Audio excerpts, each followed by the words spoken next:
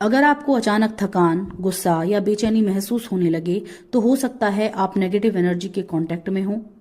कई बार ऐसा होता है कि बिना किसी वजह के हमारा मूड अचानक खराब हो जाता है। आप ठीक थे, लेकिन किसी जगह जाने के बाद या किसी खास व्यक्ति से मिलने के बाद आपको थकान, इरिटेशन या हैवीनेस महसूस होने लगती है। बहुत लोग इसे सिर्फ मूड स्विंग समझ लेते हैं, लेकिन स्पिरिचुअलिटी और साइकोलॉजी के अनुसार इसके पीछे एनर्जी इन्फ्लुएंस भी हो सकता है। सबसे पहले समझते हैं एनर्जी क्या होती है।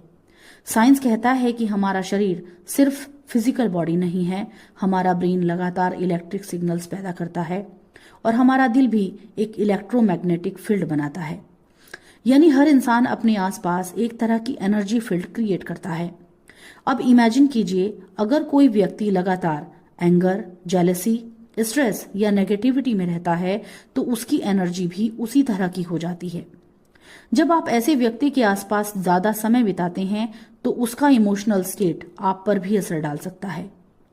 साइकोलॉजी में इसे इमोशनल कंटेजियन कहा जाता है, यानी भावनाएं एक व्यक्ति से दूसरे व्यक्ति तक स्प्रेड हो सकती हैं। इसी वजह से कुछ जगहों पर आपको पीसफुल और पॉजिटिव महसूस होता है और कुछ जगहों पर बिना वजह हैवी और अनकंफर्टेबल फील होता है। स्पिरिचुअल भाषा में लोग इसे नेगेटिव एनर्जी कहते हैं, लेकिन इसका मतलब यह नहीं है कि हर चीज कोई रहस्यमय शक्ति है। अक्सर यह हमारे इन्वायरमेंट, पीपल और थॉट्स का असर होता है। अब सवाल आता है कि अगर हमें नेगेटिव एनर्जी महसूस हो तो क्या करें। सबसे पहला तरीका है अवेयरनेस। अगर आपको किसी जगह या व्यक्ति के साथ बार बार अनकंफर्टेबल महसूस होता है तो अपनी माइंड और इमोशंस को ऑब्जर्व करें। दूसरी चीज है ब्रीदिंग और मेडिटेशन। डीप ब्रीदिंग और मेडिटेशन आपके माइंड को काम करते हैं और स्ट्रेस हार्मोन को कम करने में मदद करते हैं। तीसरा तरीका है पॉजिटिव इन्वायरमेंट बनाना।